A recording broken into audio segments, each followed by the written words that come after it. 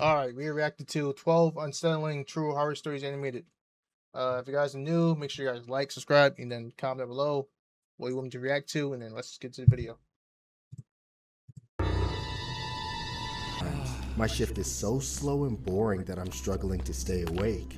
Other nights, it's a non-stop barrage of helpless customers, loiterers, shoplifters, and crackheads. The only thing that makes it any easier are my coworkers. Not long ago, an especially good friend of mine still worked here. Josie was the best part of any shift. Night by night, we were slowly becoming more than friends. Of course, that meant our managers made sure we rarely ever saw each other. The way they'd put us at opposite ends of the store, I guess they didn't want two of their best employees to accidentally find happiness together. But that's beside the point. One night, Josie and I were working the same shift, but as usual, not together. I had to help man the self-checkout area, and Josie was holding down the clothing department by herself. It was late, enough for a bit of excitement to start building up in my stomach. Not only would I be home in a couple of hours, but the fitting rooms were closing any minute, which meant Josie might be free to come help near checkout as the last of the customers left the store. However, I momentarily forgot where I worked. Walmart, a place in which even a fleeting moment of joy is easily destroyed. I had just finished checking someone's receipt, making sure they correctly scanned in their 8 cases of diet soda, when I waved them on and looked toward the entrance to see an unsavory sight. A large, sweaty, shirtless man was clobbering his way into the store. He didn't actually run into anybody, but he looked like he was either on something or off his rocker completely. Still, I had to step away from my station and tell him something important. Sir, stop. You can't be in here half naked. You have to put a shirt on. I'm going to buy a shirt right now, dumbass. Mind your business. I didn't feel there was much of a... After that, you just got to move on to the side and just let security handle it. I'm pretty sure they got security in Walmart, right? Choice for me but to let him slide. The guy was way bigger than me, so I didn't want any trouble. Reluctantly, I returned to the self-checkout area, trying to focus on the people there. I was at work. I didn't need to be a hero or anything. I just had to do what I was supposed to do and let the people in the clothing department handle that guy. A few seconds too late, it hit me. Josie was running the clothing department, alone. And right as I had the realization... Oh no. I heard Josie scream. I immediately made a break for it, running as fast as I could. I got to the clothing department seconds later, but I didn't get there in time. I didn't save Josie. All I managed to do was to get there just to be able to walk. Don't tell me. As that freak, he had this giant red knife in his hand from God knows where. He grabbed Josie and stabbed her. I saw the life drain from her eyes as she collapsed. The man fell on top of her, pulling the knife out just to take it into both hands and plunge it straight down. Right through the center of her neck. I thought I must be having a nightmare. No, a hallucination. This can't be real. It cannot be real. It couldn't be real. It all happened in 5 or 6 seconds. And just like that, Josie was dead.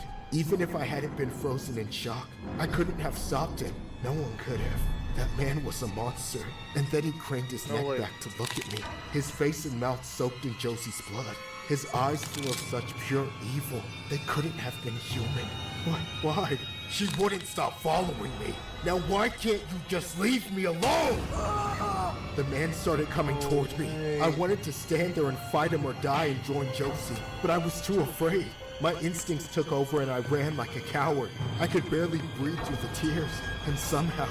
I'm not gonna lie, you can't call yourself a coward, man. Like, this guy is, first of all, he's like 200 pounds heavier than you, right? And not only that, he has a knife, and you're unarmed. So like, that man was way faster than he should have been. What? A few more. Oh heck no! And he might have caught up and granted. Oh, why did you say this man's 200 pounds heavy? The last second, I realized I was running straight for a bunch of cops. I panicked and ducked, tripping over myself and sliding across the floor. The next instant, I heard a gunshot. A bullet flew right over my head. It made my ears ring. But when I could hear again, I heard the clicking of what I realized was a taser. I looked back and saw the man collapsed and rigid on the floor not far from me, as the electricity coursed through his body. Too little, too late for some, but it was enough to help the cops arrest him and put a stop to the madness. Later, We found out the man had stolen a knife from the nearby Walgreens. The cops showed up so early because they were already looking for him, but they didn't expect the theft to turn into what it did. According to the police, the man said he killed Josie because he thought she was some sort of demon, something that had been stalking him for weeks, tormenting him. I knew it had to be madness. No sane individual would mistake Josie for a demon. No decent person would ever take her away from this world, away from me. A Walmart employee in Arkansas was taken out by a man who allegedly told authorities that he was being stalked by a demon. Around 10:58 p.m., officers were dispatched to a report of a man stabbing a woman inside the store. Officers arrived and encountered 37-year-old Cedric Ross, who was still armed with a knife. During the encounter, officers gave Ross multiple commands to drop the weapon, but he did not comply and came toward an officer while still armed. In response, one officer fired one shot, but missed. Another officer then used a taser, and Ross was eventually taken into custody. The victim, Jordan Drinkwater, 32, died at the scene from her injuries. During the investigation, Ross allegedly told law enforcement that he had stolen a large knife from Walgreens before the attack and a machete from Walmart for protection because he said a demon was stalking him. He described the demon as a light-skinned black woman with brown eyes and a weave whom he had only seen at a distance. While at Walmart, he said he allegedly grabbed the demon and began stabbing it in the neck and shoulder in an attempt to kill it. However, after the stabbing, he looked down and realized that the victim on the ground what's up was with this not the flashing? demon I'm he sorry, thought he guys. had saw. I'm sorry. There's nothing I can do about this flashing. Authorities said Ross was not employed by Walmart and was not known to Drinkwater and had no interaction with her before the attack. On the video. Ross is being held without bond and charged accordingly. Please stop. Thank you. That was a sad story. I'm gonna react to one more. If you guys want to see, because this is an hour long, by the way. So, if you guys want to see more of this, just comment down below. But yeah, that first one was a sad story. There's nothing you can do to really prevent that. I guess just keep a distance because I feel like that's what she should have done. I think she was like a bit too close to him. But yeah, just keep your distance, call 911, and just try to get out the way as much as possible. But yeah, either way, it's a sad story. 4th of July. The goons that ruined 4th of July.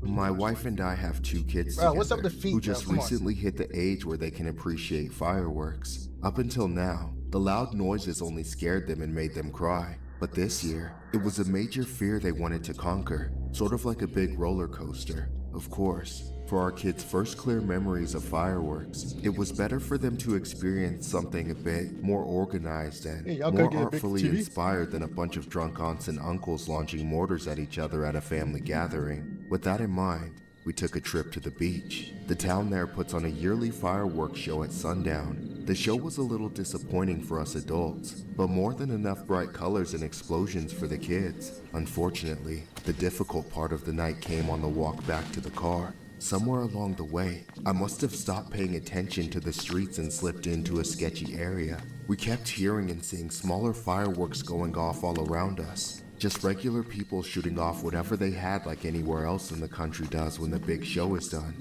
Eventually, I heard an entirely different sound cut through the air, right to us. Somebody was shouting, trying to get our attention. I couldn't tell why at first, but once I laid eyes on the guy who was shouting at us, it became clear. On the other side of the street, a pale white dude with a shaved head was saying something obscene. My daughter saw him and said he was waving at us, but I didn't know how to explain to her that the way his arm was stuck straight out, that it was really a salute we did not want to see. Crowded behind him on the lawn were 5 or 6 other men, also with shaved heads and wearing some kind of makeshift uniform, covered in vulgar patches with weapons holstered all over them. I'd seen their kind of outfit before, but never this close, and never with their attention focused entirely on me.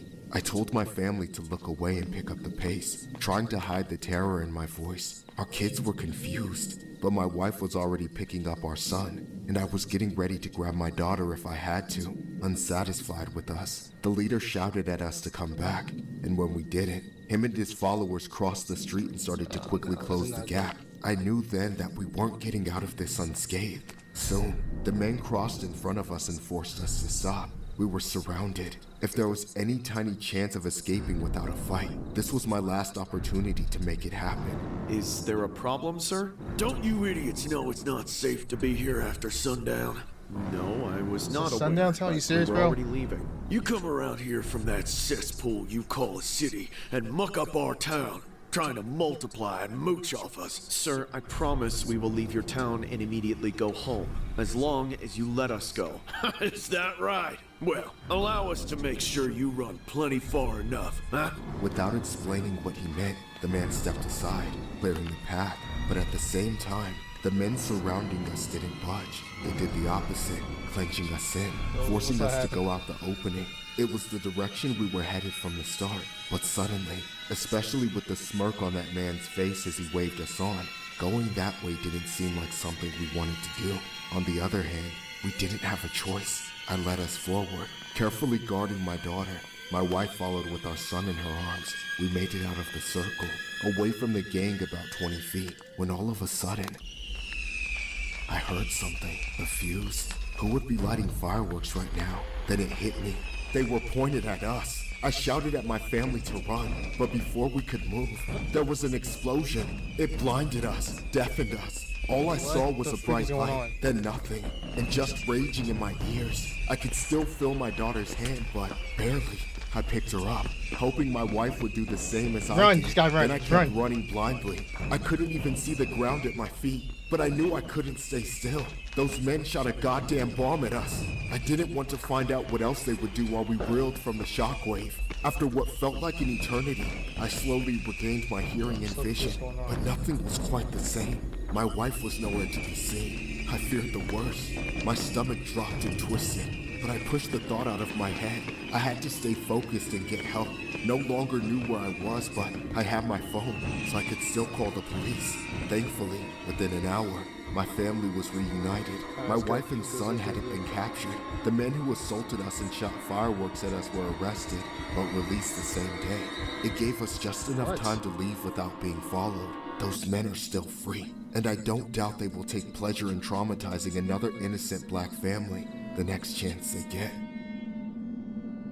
Several men were arrested after police say they taunted a family by yelling racial slurs and using racial salutes during a 4th of July incident in an Oregon beach town. The men challenged the police to a fight when the officers arrived and set off fireworks that were banned. They were arrested on suspicion of charges including riot, disorderly conduct, interfering with police, and possession of illegal fireworks. The men arrested were Gennady Kechnikov, Anatoly Kechnikov, Audrey Kastev, Oleg Sarenchuk, Ruslan Tekechnikov, and Yurly Kachenkov. A 7th man refused to identify himself, police said. They were cited and arrested. Yeah, but how do you get on charges and just drop the next and get off the next day? It doesn't make sense. Alright guys, that was part 1. If you guys want to see part 2, comment down below. But I'm not gonna lie, for this one, I'm not gonna lie, the best thing they could have done was just not go around where that was. Maybe carry a weapon with you, because it is 4th of July, so anything can happen around the 4th of July. But yeah, guys, make sure you guys like, subscribe, comment below what else you want me to react to. And if y'all want to see me react to this one, part 2, comment below. And yeah, that's all, guys. Peace out.